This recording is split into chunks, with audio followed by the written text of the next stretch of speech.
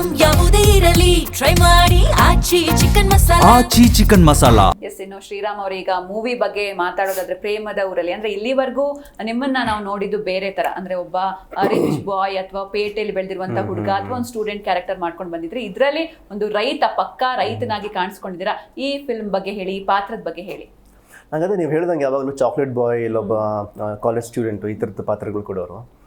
So ನನಗೆ ಮನೋಜ್, ನಮ್ಮ ಡೈರೆಕ್ಟ್ರು Manoj sir ಬಂದಿದ್ದನ್ನು approach ಮಾಡಿದಾಗ ನನಗೆ ಅದು ಶಾಕ್ ಮತ್ತು ಸರ್ಪ್ರೈಸ್ ಎರಡೂ ಆಯಿತು.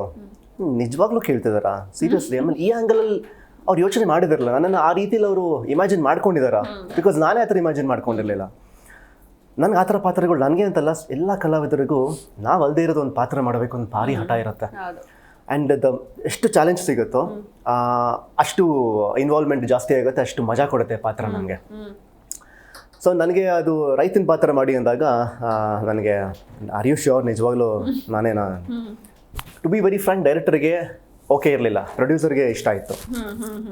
ಡೈರೆಕ್ಟರ್ ನಂಬಿಕೆ ಇರಲಿಲ್ಲ, ಅಂದರೆ ಮಾಡ್ತಾನೆ ಇಲ್ವ ಅವನು, ಅವರು ಸ್ವಲ್ಪ ಡೌಟಲ್ಲೇ ಇದ್ದರು. ಬಟ್ ಆಮೇಲೆ ಪ್ರೊಡ್ಯೂಸರ್ಗೆ 100% ಕಾನ್ಫಿಡೆಂಟ್ ಇತ್ತು. ಬಟ್ ಆಮೇಲೆ ಲುಕ್ ಟೆಸ್ಟು ಅದು ಇದೆಲ್ಲ ಮಾಡಿದಾಗ ಓಕೆ ನಂಬಿಕೆ ಬಂತು.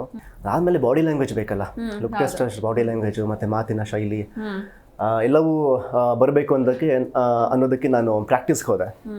ಒಂದು ತಿಂಗಳು ಊರಲ್ಲಿದ್ದೆ, ಮಂಡ್ಯದ ಹತ್ರ ಒಂದು ಹಳ್ಳಿಲಿದ್ದು ಒಂದು ತಿಂಗಳು ಪ್ರಾಕ್ಟೀಸ್ ಮಾಡಿದೆ. Practice in the sense practice ಥರ ಇರಲಿಲ್ಲ, ಅವ್ರಿನ ಜನರ ಜೊತೆ ಬೇರುತ್ತೆ. ಅಲ್ಲಿಂದ ವ್ಯವಸಾಯ ಮಾಡ್ತಿದ್ದೆ ಅವ್ರ ಜೊತೆಗೆ. ಪ್ರತಿದಿನ ಬೆಳಗ್ಗೆ 5:30, 5:45 ಒಂದು ದಿನಚರಿ ಶುರು ಆಗೋದು. ಹಾಲು ಕರೀದಿಂದ ಹಿಡಿದು ಸಂಜೆವರೆಗೂ ಅಲ್ಲೇ ಅವ್ರ ಜೊತೆಗೆ ಇರ್ತಿದ್ದೆ. ದನಗಳನ್ನ ಮೇಯಿಸ್ಕೊಂಡು ಹೋಗ್ತಿದ್ದೆ, ಬೇಸಾಯ ಹೊಡ್ತಿದ್ದೆ. ತುಂಬ ಚೆನ್ನಾಗಿತ್ತು ಆ ಜೀವನ. ಸೊ ಹಾಗೆ ಕಲಿತು ಮಾಡಿದ್ದು ಪಾತ್ರ ಇದು. ನನಗೆ ಮೋಸ್ಟ್ಲಿ ಕೊನೆವರೆಗೂ ಉಳ್ಕೊಳ್ಳೋಂತಹ ಒಂದು ಪಾತ್ರ ಇದು. ಬಿಕಾಸ್ ಒಬ್ಬ ರೈತನಾಗಿ ರಿಯಲ್ ಲೈಫಲ್ಲಿ ಇರೋದೇ ಒಂದು ತುಂಬ ಹೆಮ್ಮೆಯ ಒಂದು ವಿಷಯ ಅದು. ಅದನ್ನು ನಾನು ಕ್ಯಾಮ್ರಾ ಮುಂದೆ ಪಾತ್ರನಾಗಿ ಅದನ್ನು ಕಾಣಿಸ್ಕೊಂಡು ಮಾಡ್ತಿದ್ದೀನಿ ಅಂದಾಗ ಅದು ಡ್ರೀಮ್ ರೋಲ್ ಅದು ಆ್ಯಕ್ಚುಲಾಗಿ ನನಗೆ. ಸರ್, ಈಗ ಈ ಆಫರ್ ಹೆಂಗೆ ಸಿಕ್ತು ಸರ್ ನಿಮಗೆ? ಈ ಒಂದು ಪಾತ್ರ ಹೇಗೆ ಸಿಕ್ತು? ಈ ಮೂವಿ ಹೇಗೆ ಸಿಕ್ತು ನಿಮಗೆ? ಹೇಗೆ ಸಿಕ್ತು ಅಂದರೆ ಕಾಲ್ ಮಾಡಿದ್ರು, ಕೇಳಿದ್ರು ಏನು ಮಾಡ್ತಿದ್ದೀರಾ, ಹೇಗಿದೆ ನಿಮ್ಮ ಲೈನಪ್ಸ್ ಅಥವಾ ಪ್ರಾಜೆಕ್ಟ್ಸ್ ಯಾವ್ದು ಮಾಡ್ತಿದ್ದೀರಾ ಅಂತ. ನಾನು ಇನ್ನೊಂದು ಸಿನಿಮಾ ಶೂಟಿಂಗಲ್ಲಿದ್ದೆ, ಮೈಸೂರಲ್ಲಿದ್ದೆ ಆ್ಯಕ್ಚುಲಾಗಿ. ನಾನು ಮೈಸೂರು ಶೂಟಿಂಗ್ ಮುಗಿಸ್ಕೊಂಡು ಬರ್ತೀನಿ ಅಂತ ಹೇಳಿದೆ. ಅವರು ಇಲ್ಲ ನಾವೇ ಬಂದ್ಬಿಡ್ತೀವಿ ಎಲ್ಲಿಗೆ, ಮೈಸೂರಿಗೆ ಅಂತ ಅಂದರು. ಅಯ್ಯೋ ಒಳ್ಳೇದಾಯ್ತಲ್ಲ, ನಮ್ಮೂರಲ್ಲಿ ಒಂದು ಸಿನಿಮಾ ಡಿಸ್ಕಷನ್ ಆಗುತ್ತೆ ಅಂದರೆ ಇನ್ನೂ ಒಳ್ಳೆಯ ವಿಷಯನೇ, ಬನ್ನಿ ಇಲ್ಲಿಗೆ ಮಾತಾಡೋಣ ಅಂತ ಬಂದರು. ಅವರು ಬಂದಾಗ ಡಿಸ್ಕಷನ್ ಆಯಿತು. ಆವಾಗಲೂ ನನ್ನ ಡೈರೆಕ್ಟ್ರು ಒಂದು ಆ್ಯಂಗಲಿಂದ ಎಲ್ಲ ಕಡೆ ನೋಡ್ತಾ ಇದ್ರು, ಇವನನ್ನು ಹಾಕೊಂಡು ನಿಜವಾಗ್ಲೂ ರೈತನ ಪಾತ್ರ ಮಾಡಿಸ್ಬೋದಾ, ಪ್ರೇಮದ ಊರಲ್ಲಿ ಪಾತ್ರಕ್ಕೆ, ಸಂತುವಿನ ಪಾತ್ರಕ್ಕೆ ಸೂಟ್ ಆಗ್ತಾನಾ ಅಂತ ತುಂಬ ನೋಡ್ತಿದ್ರು.